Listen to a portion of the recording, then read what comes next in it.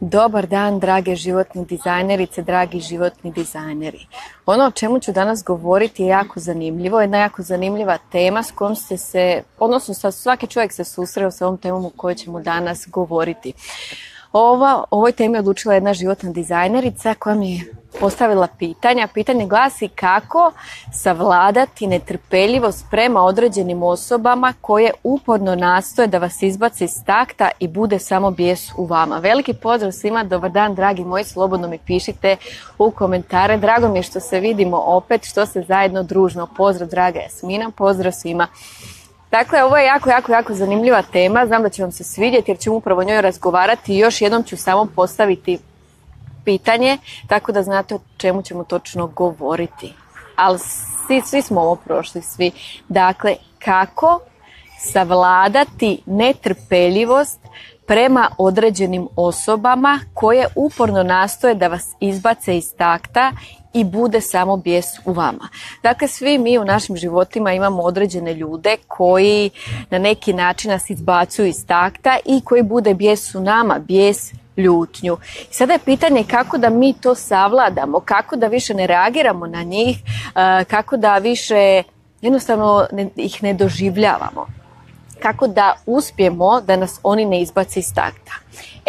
S obzirom da uvijek svi ljudi vole uperiti u druge ljude, da su oni problem, da oni kompliciraju, što u jednu ruku jeste istina, jer svi mi međusobno komuniciramo, međusobno se družimo na neki način, ako smo na istom poslu, prisiljeni smo funkcionirati zajedno, komunicirati, jednostavno to moramo, to od nas posao zahtjeva, ali ljudi imaju tu tendenciju da uvijek okrivljavaju nekog drugog. Dakle, neko drugi je kriv što se trenutno osjećam bijesno, ljuto, neko drugi je kriv što me može izbaciti iz takta. I to je na neki način vrlo neodgovorno življenje ako uvijek gledamo da je neko drugi problem.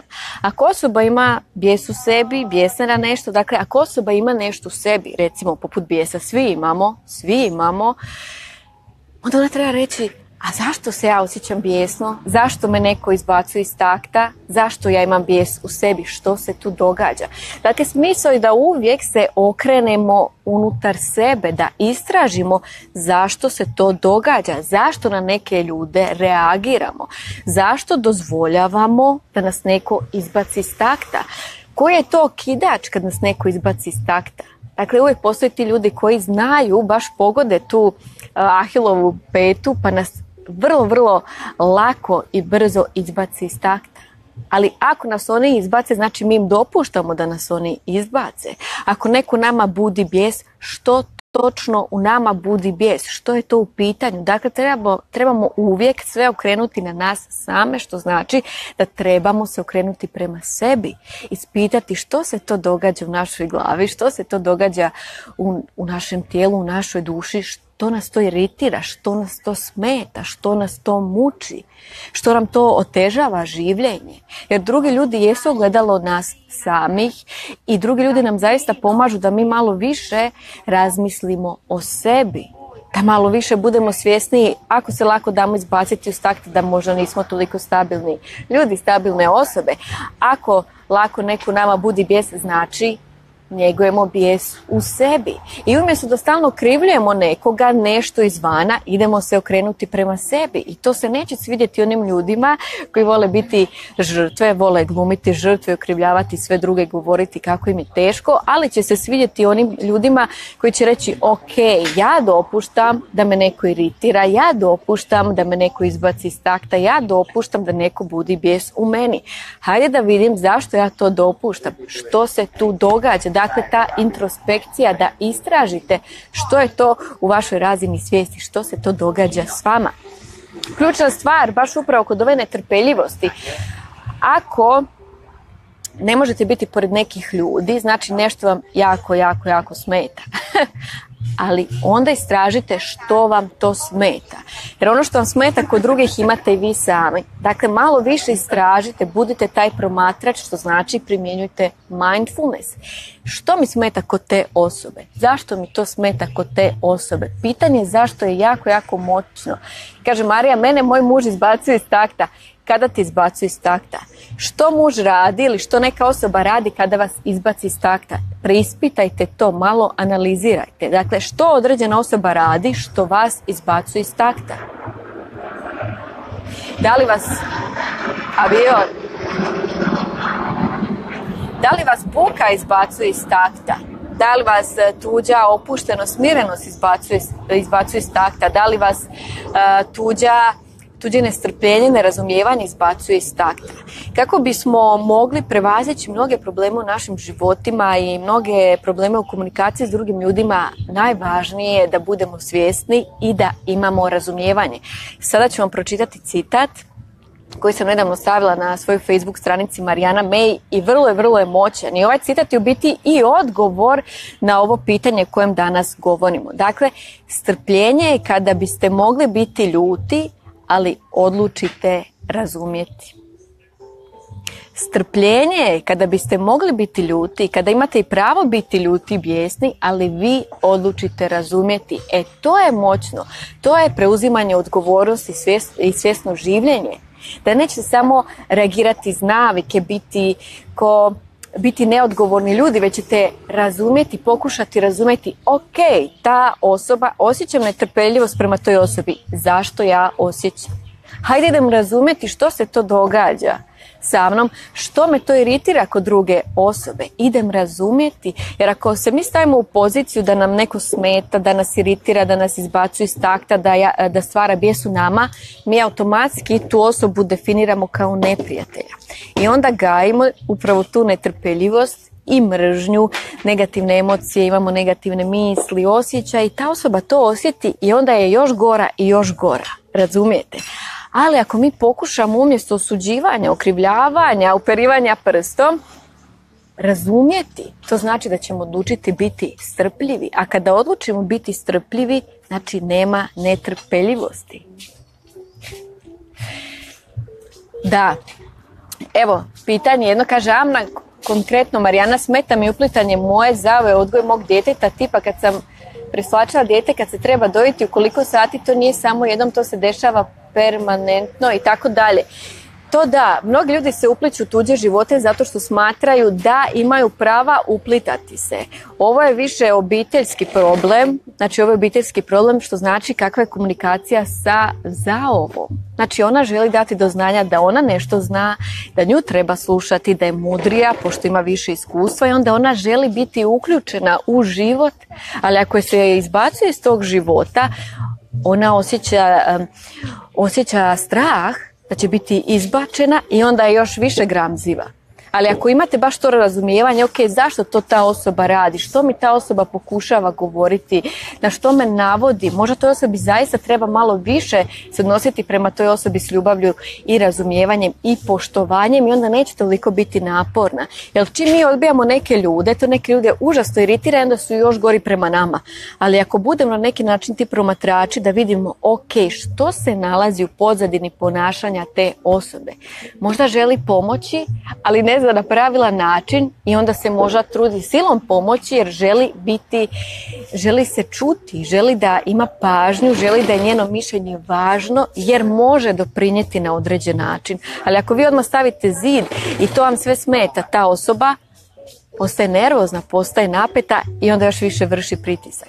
I zato upravo to strpljenje i razumijevanje, ali opet imati svoj stav da ne može bilo ko ulaziti u vašu intimu, u vaš odnos koji imate sa svojom obitelji, sa svojim djetetom, suprugom i tako dalje. Dakle, opet morate poći od sebe, imati svoj stav, ali razumjeti tu osobu i dati malo pažnje toj osobi u slučaju da ste zaista osuđeni da budete za tom osobom, kao što na primjer Zavo, uvijek je taj konflikt između to je sasvim normalno.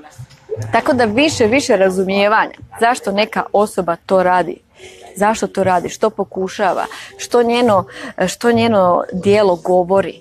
Možda samo želi pažnju i to da bude saslušan, jer zna da može doprinijeti, a vi onda svjesno odbacujete i onda se u njoj javlja nervoza, netrpeljivost, što u biti netrpeljivost su s obje strane, zbog ničega, zbog nerazumijevanja.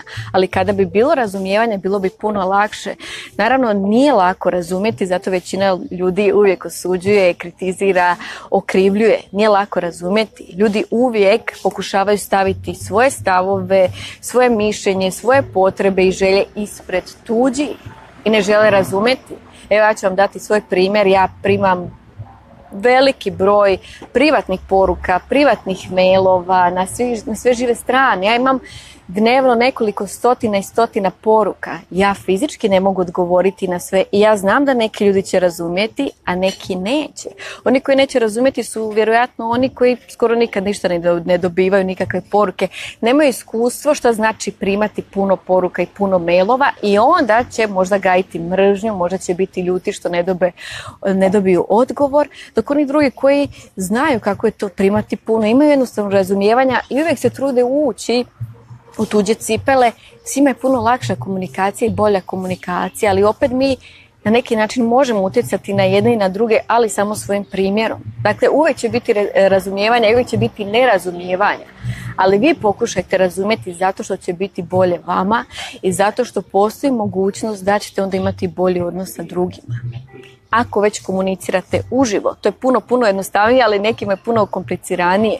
Tako da više malo strpljenja, još jednom ću pročitati taj citat, strpljenje je kada biste mogli biti ljuti, ali odlučite razumjeti. Jer ako vaše potrebe nisu ispunjene, vaše želje nisu ispunjene, vi se lako možete naljutiti, ali teže je razumjeti. Ali ako kažete, ok, ta osoba mi nije mogla odgovoriti na poruku, na mail, zato što prima stotina i stotina poruka mailova dnevno, ja to razumijem, zaista osoba nema vremena, nije robot. Ili ako osoba nameće svoje mišljenje o odgoju djeteta, vjerojatno to radi zato što je bila majka i želi mi na neki način pomoći, a ja je možda sa svojim ponašanjem tjeram od sebe što nju ljuti. Vidite, uvijek je stvar perspektive. Mi ljudi se svađamo, prepiremo zbog perspektive, jer svako ima određenu perspektivu i tu nastaje konflikt samo zbog različite perspektive. Ali kada bi ova perspektiva rekla, idem vidjeti kako je ovdje, onda bi vidjela, razumijem zašto ti tako misliš, zašto ti tako radiš, zašto se ti tako osjećaš. I onda bi ova druga došla na drugu stranu, isto vidjela iz druge perspektive, bio bi mir. Ali zato odlučite vi otići u drugu perspektivu, vidjeti potrebe drugih ljudi i želje i više ih razumjeti. Kažem, najlakše osuđivati, najlakše kriviti, prebacivati odgovornost i prozivati ljude, ali opet to onda govori o vama. I zato znam da nije lako, zaista je u biti nama ljudima je najteže komunicirati sa samim sobom, da sami komuniciramo sa sobom i onda sa drugim ljudima. I zato ima toliko puno konflikta u svijetu i toliko nemira, toliko ratova i nasilja. Zato, upravo zbog te različitog kuta, različite perspektive, ljudi nemaju vremena niti strpljenja jedni za druge. Zato malo više. Puno ste mi pisali, evo samo trenutak. Pozdrav draga Gordana. Kaže Silvija, ovo je isto zanimljivo, ja često imam razumijevanja za druge, ali mi često govore da sam naivna, da ne ide to tako. Malo se zapitam, ali radije nađem odgovor i ispriku za nekoga nego da se izderem i žestim. Dakle, ponekad dobri ljudi su proglašeni naivnima zato što su dobri i zato što uvijek u svemu vide dobro. U neku ruku da, zbog dobrote i te naivnosti bit ćete iskorišteni, ali je pitanje što ćete naučiti. Što ćete naučiti? Jer mi svaki dan nešto učimo. I ako uvijek gledate da svako vaše iskustvo vas nečemu uči, vi uvijek pobjeđujete, vi ste uvijek pobjednik, uvijek ste u plusu. Jer kažem, najlakše ako vam neko ne odgovori na mail ili poruku, najlakše je osuditi tu osobu da je grozna, kakva god da je, već da razumijete, pa možda ta osoba zaista nema vremena, možda radi sve sama, možda zaista fizički ne stigne. Hajde, neću tako krivo doživljavati druge ljude. Jer uvijek kada osuđujete druge ljude, vi u biti osuđujete sebe. Ali kažem, evo još jedno pitanje. Kad znati da je dosta tolerancije, ovisi u kojem smislu.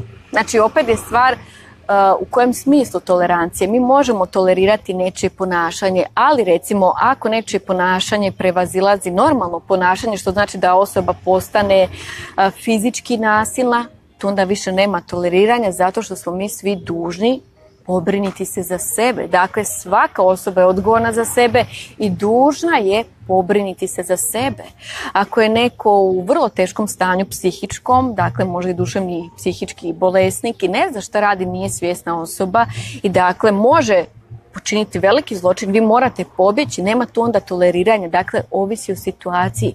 U svakom trenutku mi se moramo pobrinuti za sebe, koliko god imali baš i tog strpljenja i ljubavi i razumijevanja, ponekad ako se dogode strašne situacije da neko zaista nije svjestan, da je u nesvjesnom stanju, recimo u pijanom stanju i da je agresivan i da je nasilan, da morate, nema tu više toleriranja, već pobrinuti se za sebe, izaći iz situacije, osigurati da vam se ništa ne dogodi.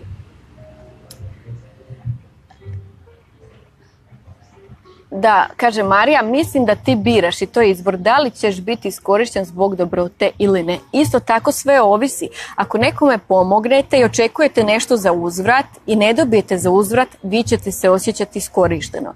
Ako nekome pomognete i više ne mislite o tome, nećete se osjećati iskorišteno, već ćete se osjećati dobro jer ste pomogli. No, u komunikaciji s ljudima, ako već jesmo s nekim u odnosima s obitelji, s prijateljima, sa suradnicima, mora postojati uzajamno poštovanje, mora postojati ravnoteža između davanja i primanja. I to je zaista tako se funkcionira, da je sve u ravnoteži, tada je sreća, balans, harmonija.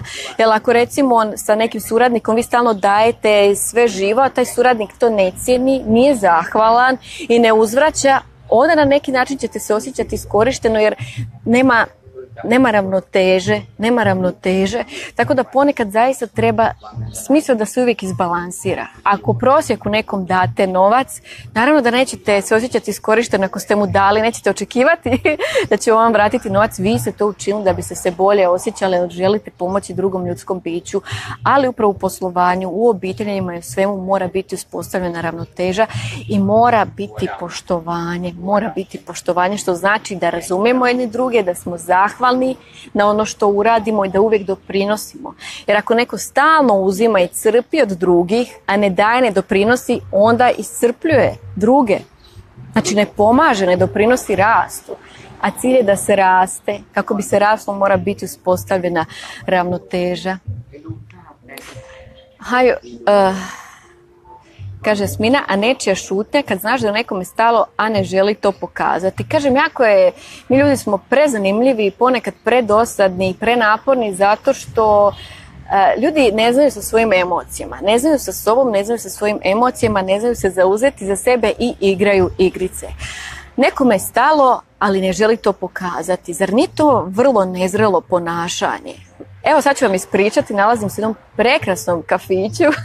Dragi, ja smo došli i preko puta nas je bio jedan mladić i čekao je svoju djevojku i naravno bio je nestrpljiv, cupkao je, bio je nervozan i u biti ispostavilo se da je on čekao curu sat vremena. I nakon sat i po vremena cura je došla, ali on je naručio za nju i kavu i sve i već je bio nervozan i zvao ju par puta i ona njega. I onda u biti po priči sam čula da su tek valjda početni par. I na kraju ona nakon sat i po vremena došla i to je bila malo nezgodna situacija, meni na kraju bilo žao dečka, ali tu je odmah pored mene. I u biti ta cura je došla i vidjela da nema ništa na stolu, naljutila se, nije htjela s njim pričati, na kraju on njoj rekao kao onako sav potišten, sav tužan, kao ništa, vidimo se. I ona je ostala tu u kafiću, on je otišao, očekuje je sat i po vremena. Recimo, to je igranje igrica i to je vrlo, vrlo nezrelo ponašanje. Dakle, cura je kasnila, nije došla na vrijeme. Kada je došla, nije vidjela da je bilo kave, a on je naručio, na kraju je popio njenu jer nije došla i čekuje sat i po vremena, ljudi moji. Na kraju ona se uvrijedila, naljutila, otišla, on sav tužan, spustio pogled i otišao nazad. Problem zbog ničega. Loša komunikacija, ljudi vole igrati igrice, ne znaju reći ok, tako je, kako je, ovako, onako, izjasnite se, recite svoje mišljenje, nemojte uvijek čekati da vam neko čita vaše misli, zato što će uglavnom krivo protumačiti. I zato nemojte igrati igrice, život je prekratak za igranje igrica. Manipulatori vole igrati igrice. Budite jako svjesni koji su to ljudi. Prvenstveno oni koji nabacuju osjećaj krivnje, to su najveći manipulatori, jer na taj način manipuliraju s drugim ljudima. Ako vam neko nabacuje osjećaj krivnje ili prebacuje odgovornost na vas, to su manipulatori. Što dalje od takvih ljudi? Evo, Jasmina je shvatila. Da im što ste mi još pisali? Nepoštovanje, da. Ako nema poštovanja u bilo kojem odnosu, odnos ne postoji. Mora biti poštovanja, bez poštovanja nema kvalitetne komunikacije, nema kvalitetnog odnosa. točka. Život je prekratak da bismo ga gubili na igranje igrica, nesuglasice, hoće neko pokazati svoje osjećaje, emocije, potrebe, da li će se zauzeti za sebe, iskazati jednostavnost, težite jednostavnosti i da je sve glatko. Ja sam mnoge odnose prekinula upravo zbog nejasnoća, jer ako osoba ne zna jasno komunicirati, igra igrice, doviđenja, život je predivan, ali moramo ga mi napraviti predivnim, a to se opet znači sve svodi na nas da jesmo odgovorni, da jesmo svjesni, da želimo svima dobro i da radimo dobro, ali da svjesno odlučimo koga ćemo držati u svom životu, sa kime ćemo njegovati odnos, kome ćemo reći hvala na svemu, ali s Bogom. Dakle, opet je sve na nas, zato uvijek se okrenite prema sebi. Napisala sam i novi tekst u ovoj godini, a to je da vršite inventuru svojih misli i emocija. Ništa nije ljepše, nema veće moći od te moći da ste vi svjesni u miru sa sobom. Zaista nema, to je nešto najdivnije kada čvrsto stojite na zemlji, čvrsto ste na zemlji, svjesni ste, dakle budni ste i gledate, promatrate. I onda znate što vam je činiti. A ne uvijek, taj je kriv, ono. Pustite druge ljude da žive, živite i vi, ali više vodite računa o sebi, više se istražite, promatrajte sebe.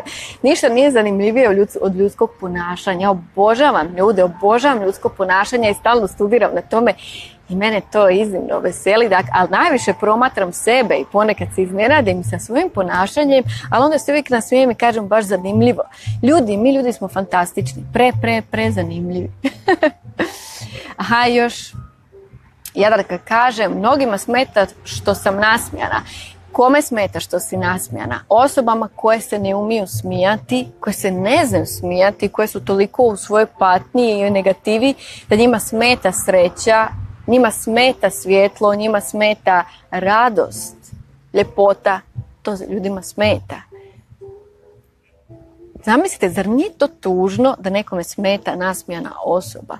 U Tajlandu se svi smiju i zato volim Tajland, jer se svi smiju. Svi se smiju i to je normalno. Ako vidite smrknuto lice, nešto je vrlo čudno, ali svi su ljubazni, svi su nasmiješeni.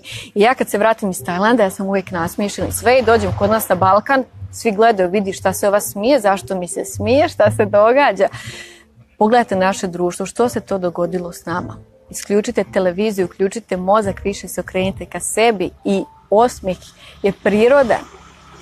Trebamo biti što više nasmiješeni, ne bez razloga, odnosno ponekad je najljepše biti smijati bez razloga, posebno iskustvo, ali umjerenost u svemu, samo malo, da. Još puno ste pisali. Kaže Katica, tako je Marijana jasno i glasno reći šta želite, šta vam smeta, razgovarati. Da, razgovarati. Vidite, imamo umijeće govora, imamo sposobnost govora da razgovaramo, a kako razgovaramo? Dobro je kako razgovarate sa sobom. To je najvažnije, jer kako razgovarate sa sobom, tako ćete razgovarati i s drugim ljudima. Opet se sve svodi na vas. Ja ću vas uvijek vraćati na vas, da budete svjesni, da budete odgovorni, da kažete ok. Ne kažem da je uvijek u vama problem. U nama samima je biti uvijek najveći problem, ali nije uvijek na nama. Jer isto tako nije naša odgovornost kako se drugi ljudi ponašaju, ali jeste naša odgovornost da damo do znanja drugim ljudima kako da se ponašaju prema nama, što znači kakav imamo stav. Ako je neko loš prema sebi, normalno je da će biti loš prema drugima. Ako je neko dobar prema sebi, bit će dobar prema drugima. Dakle, opet, kako iznutra, tako izvana. Kako iznutra, tako izvana. Vidite, kako iznutra, tako izvana. Ali isto kako se događaju stvari izvana, utječu i na naš unutarnji svijet. Zato je jako važna vaša okolina, s kim se družite. Bolje je biti sam nego u lošem društvu, zlatno pravilo. Imate knjige, imate videa, imate ovu stranicu, imate blog, sve vam je dostupno. Bolje da ste sami, da proučavate, radite na sebi, već da ste okruženi sa lošim ljudima, odnosno ne sa lošim ljudima, već sa ljudima koji su štetni za vas, koji vas ne potiču na rast, koji vam ne daju priliku da budete ono što jeste, jer odbacuju ono što vi jeste. Tako da, evo još ste pisali samo trenutak. Jako mi je drago što vas je danas puno, to je super. I puno mi pišete. Da, kaže Aleksandra, ne volim lažno smijanje. Ima i lažno smijanje i to ćete prepoznati. Lažno smijanje kad je... Ovo je lažno smijanje. A ako se oči ne smiju, to je lažno smijanje. Ovo je prirodno. Ali ako neko, to sam vidjela na Instagramu i to me uvijek nasmije, da ima puno ljudi koji ovako se smiju. A oči se ne smiju, to je lažno smijanje. Pa da, pa smiješno je. Ljudi se samo s usnama smiju, oči se ne smiju, to je lažno smijanje. I to je umjetno, a sve što je umjetno nije prirodno. A sve što nije prirodno nije baš lijepo. Moje osobno mišljenje, moj stav. Samo malo. Kaže Milica, odlično rečeno, kada ne razmišljamo o svojim dobrim dijelima i o tome da li treba da nam bude uzvraćeno, definitivno nismo iskorišteni. Ne treba sve shvaćati lično, tumačiti da ljudi vrše neku... Da, ne treba sve shvaćati lično. To je o tom zakonu sam puno puta govorila, upravo je taj da ne shvaćate ništa osobno, da ne shvaćate ništa lično. Meni to jako, jako puno pomoglo, zato što radim ovaj posao koji radim i kažem toliko puno komentara dnevno, mailova, poruka na sve strane i svako ima svoje mišljenje. I ja znam da prihvaćam svačije mišljenje, ali ja znam da to nema veze sa mnom. Dakle, ja sam cijelo vrijeme slobodna. Jer ja se ne mogu uvrijediti ako neko destruktivno upućuje meni, ako neko upućuje meni destruktivnu kritiku. O tome sam i snimila poseban video, onda sam točno znala gdje ljudi pripadaju. Da li je konstruktivna kritika, da li je destruktivna. Ako je destruktivna, ne može me dotaknuti jer nema veze sa mnom jer ne dolazi od mene. Zato ako shvatite da je sve od ljudi, da je sve njihovo stajalište, kao i ovo moje, nemojte to uopće uzeti, mislite uvijek svojom glavom. To vam isto uvijek govorim, mislite svojom glavom. Ako rezonirate svojim, rezonirate super, ne rezonirate super, sve je uvijek u redu, ali uvijek mislite sa svojom glavom. Vi razmislite, prihvatite ono što je korisno, odbacite što je štetno, što je beskorisno i uvijek mislite svojom glavom. Ja vas uvijek na to pozivam. Budite svjesni, budite odgovorni, mislite svojom glavom. Bez obzira na sve i bez obzira na druge, mislite svojom glavom. Vi mislite za sebe. Ne mogu drugi misliti za vas, mislite za sebe. Samo malo. Kaže, ja se smijem sestro, moja slatka, osmijeh je simbol sreće. Osmijeh je simbol sreće, ljubavi, radosti i prihvaćanja. Isto, jer ako vidimo nekoga, recimo ako vidimo slatku životinju, ako vidimo slatko kuće ili mače, sreća, odmah se sreća javi kad je nešto tako slatko, znači isto osmijeh, znači prihvaćanje. Volimo to što vidimo, prihvaćamo. Kaže, mnogima smeta moja pobožnost i onda me izruguju. Ali, što se tiče religije, to je vrlo, vrlo ozbiljno pitanje i vrlo, ja nikada ne pričam o religiji zato što smatram da svako ima svoj odnos sa Bogom, da u to ne treba ulaziti. Ja vjerujem u Boga, volim ga, poštujem ga, ali ne dopuštam da neko ulazi između mene, u taj odnos između mene i Boga. To je moj otac, nema nikoga ko treba ulaziti u odnos između mene i Boga. Ali neki ljudi će reći trebaš ovo, trebaš ono, ne trebam ja ništa. Ja vjerujem, ja znam, ja postojim i ne volim nikada pričati o religijama jer je to ono što razdvaja ljude. Religije razdvajaju ljude, budite svjesni. Ovi kažu ti si ovo, ti si ono, ti si ovakav, ti si onakav. Vjerujte u što god hoćete, ali budite dobar čovjek i držite se onoga što religije propovijedaju. To je da smo svi braća i sestre i da se svi trebamo voljeti i poštovati. Tako da kogod da vam da vas forsira na nešto ili da izruguje nešto, samo pustite. Držite se svoga. Kaže Bosiljka, dok se smijemo, psiholozi kažu da smo psihički zdravi. Da, i snimala sam jedan video na tu temu. Kada se smijemo, kada se zaista od srca smijemo, nemoguće da imamo negativne misli. Dakle, zaista nemoguće. Zato možete napraviti tu jednu jednostavnu vježbu da imate osmijeh na licu i promotrite svoj um. Imaćete dobre misli, lijepe misli kada se smijete, kada se smješkate. Nema negativnih. Ja ne mogu sad imati negativne misli ako se smijem i ako sam sretna. Smijeh i osmijeh proizvode sreću. Zato malo više osmijeha na lice, čak i kad je najgori dan, najveća oluja i kad je jako, jako tmurno. I zato što više humora. Kaže Helena, tvoj osmijeh i tvoja smirenost mi uljepšava svaki dan. Hvala, draga Helena. Vaska kaže, tačno, svaka ti čast. Kaže druga Danijela, a šta kad neko tvrdi da nas poštuje, njegova djela govore suprotno? Pazite, znači Odgovor je očit. Ono što ljudi govore nije uvijek i ono što čine. Ako neko kaže da te poštuje, ali djelima govori suprotno, što to znači? Znači da te ne poštuje. Ako neko kaže, ja te poštujem, a djelima te ne poštuje, znači ne poštujete. Djela, a ne riječi. Djela. Ja uvijek više vjerujem u djelima. Napiši mi šta hoćeš, reci šta hoćeš, ali što ćeš učiniti govori o tebi. Tako da djela.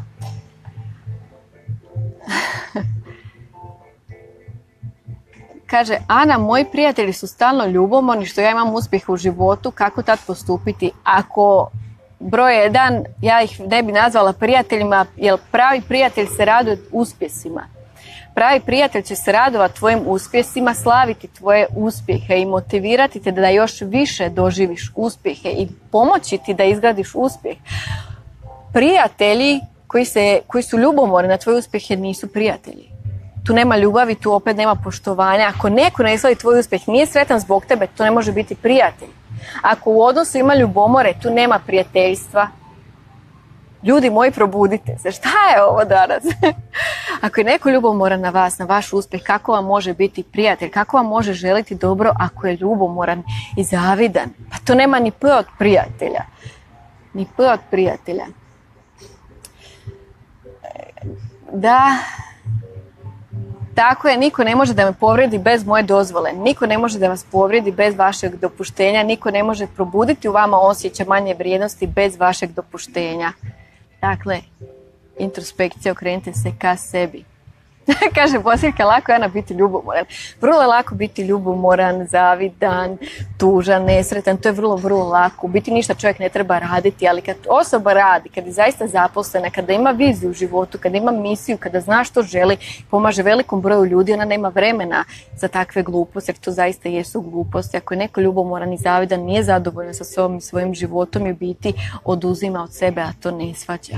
I zato više raditi na sebi.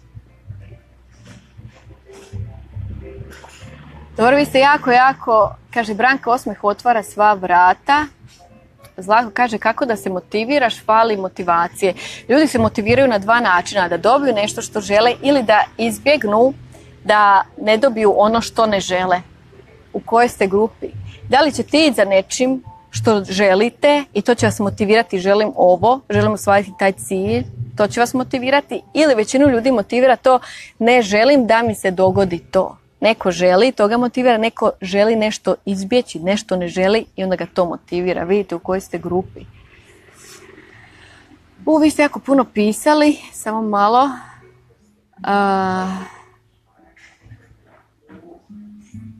Samo malo. Kad nam se vraćaš s Tajlanda? Za koji mjesec? Za koji mjesec? I onda seminari slijede, tako da pripremite se za seminare, nove programe. Tako da bit će jako lijepo. Ova godina će biti divna godina. Hvala draga Bosiljka. Da, pravi prijatelji su rijetki kao dijamanti. Pa da. Ali kad razmislite što je dijamant, dijamant je u biti običan kamen. Ali tek kad se izbrusi, onda postane pravi dijamant koji ima veliku vrijednost, što znači moramo se brusiti. I da bi imali prijatelji, moramo prvo sebi biti prijatelji. Jer kada jesmo sebi prijatelji, to znači da se volimo, da se poštujemo, da radimo na sebi, da želimo sebi dobro, da radimo ono što je zaista dobro i korisno za nas, što nas oplemenjuje kao osobu. I onda ćemo i naći slične ljude. Jer osoba koja je loša prema sebi, ona i nađe ljude koji su loši prema njoj. Vrlo je jednostavno.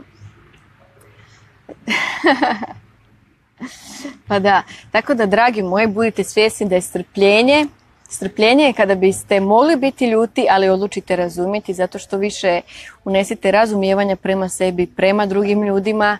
Podijelite ovaj video sa svima jer znam da će biti od velike koristi s obzirom da smo veliki broj tema prošli u jednom videu. Vi znate da ja volim jako s vama razgovarati, zato imajte razumijevanja da ću uvijek više snimati video ovako live, tako da mogu doprijeti do više vas i odgovoriti uživo na vaša pitanja, jer fizički ne mogu stići odgovoriti na sve mailove i poruke, jer znam da je veća vrijednost kada odgovorim na vaše mailove, poruke, odnosno na vaše komentare ovdje, onda sve zajedno prođemo. Jer u suštini svi mi ljudi smo isti i uvijek želimo jedno te isto.